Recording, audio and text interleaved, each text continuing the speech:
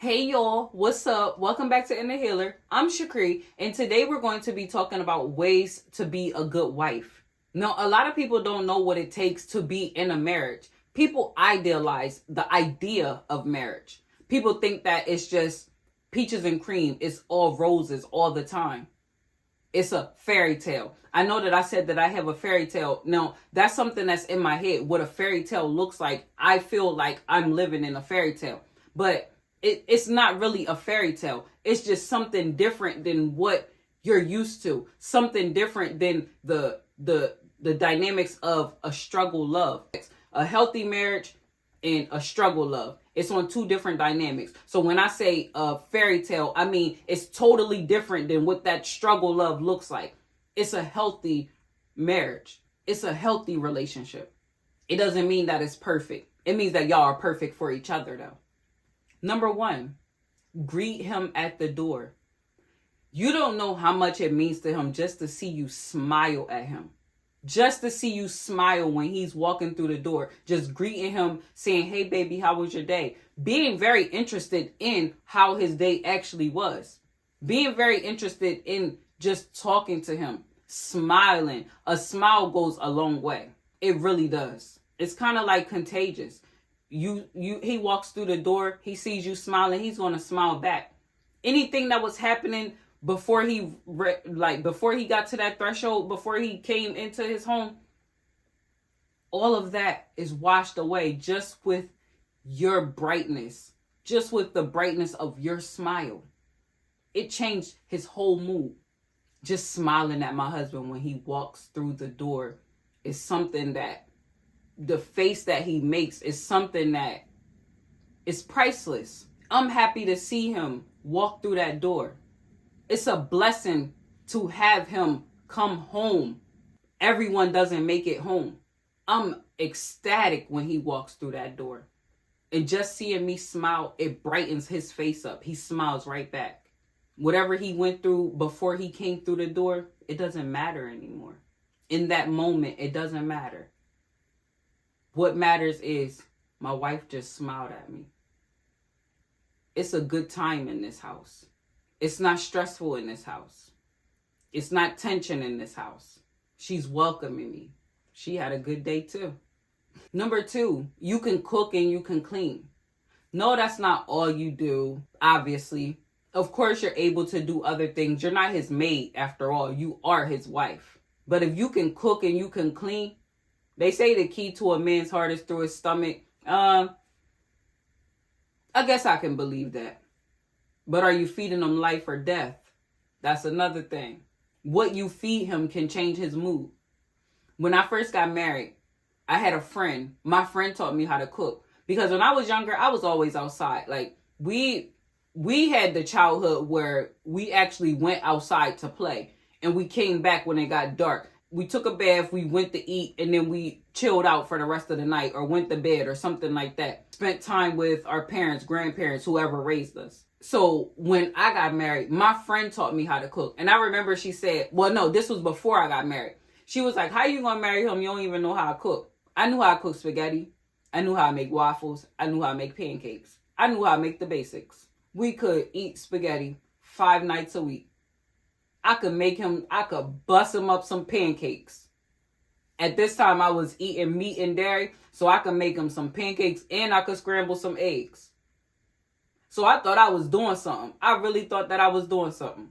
And then not to mention, one year we had Thanksgiving at my house when I lived at home with my mom.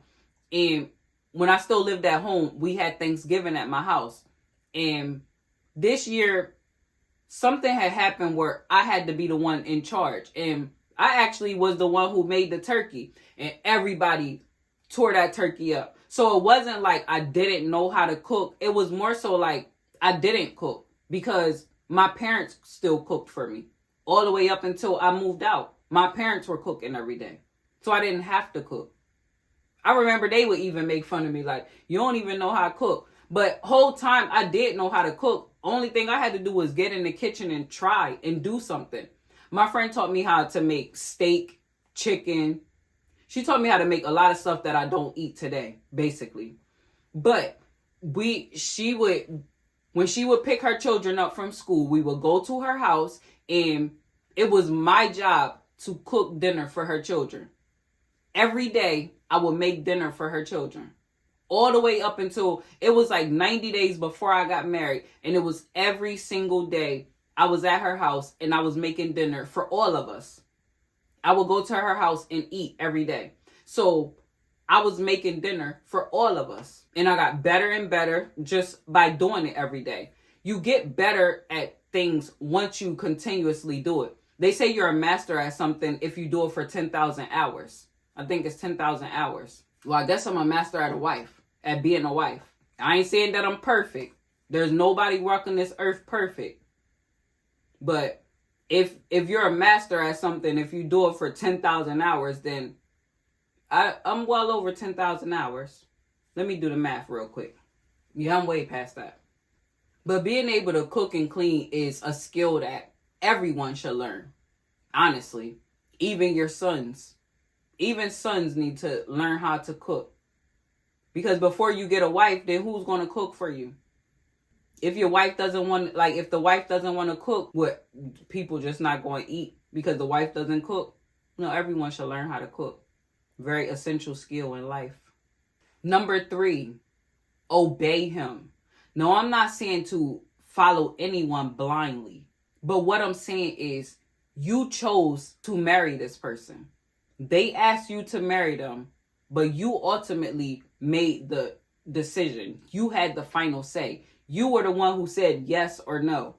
And obviously you said yes if you're the wife. So you obey the person that you chose to pick, that you handpicked to lead you in this life.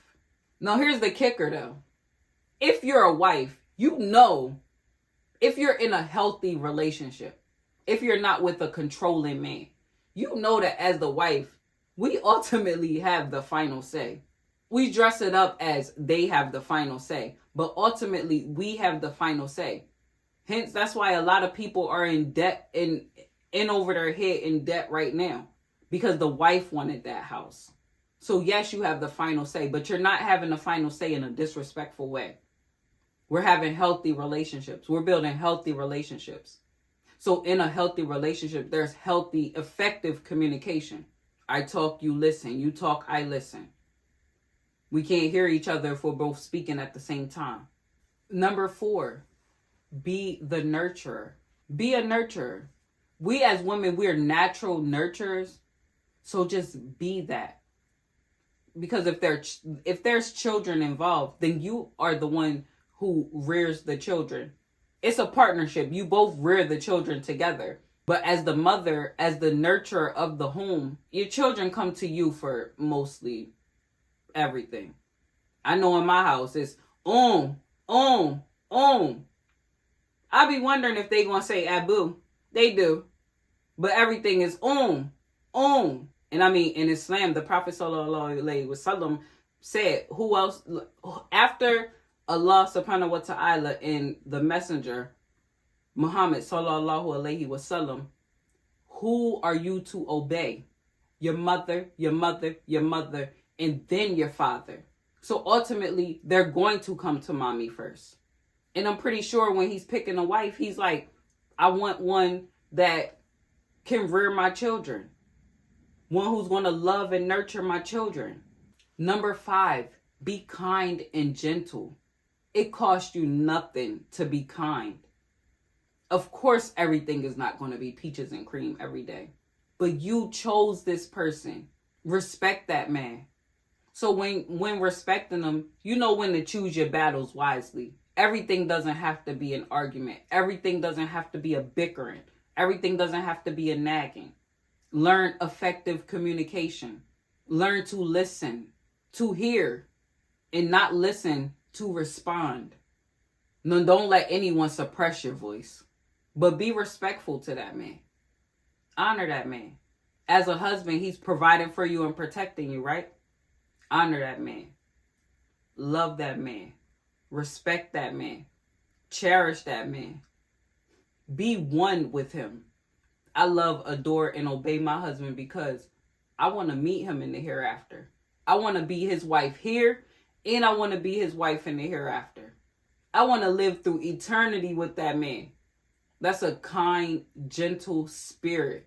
That's a soul that was meant for me. Imagine that. The pen has been lifted. The ink has been dried. Your life was written for you already. That person was handpicked for you already. Fate brought y'all together. Be a good wife. Be the kind of wife that he wants to come home to. Be the wife that he's still in love with 10, 15, 20 years from the time y'all meet and marry each other. Still give him butterflies. You want him happy when he sees you. You want him to be so pleased with the person that he married. Be that peace. Be that safe space.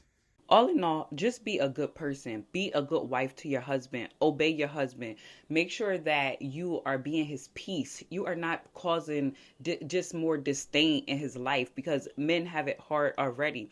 Be the person that is going to be sexy only for him. Like you can go in the house, you can be in the house and throw that ish on and really, really like entice your man every chance that you get. You don't have to be the one who flaunts the body parts of yourself to everyone. You flaunt it to your husband. You walk around in some booty shorts, some panties, no bra on, anything. Make that thing jiggle. Make him appreciate the art of you and your body. Be his peace, man. Now, that video was a video on how to be a good wife. If you like what you heard in this video, please like, share, and subscribe to this channel. Peace.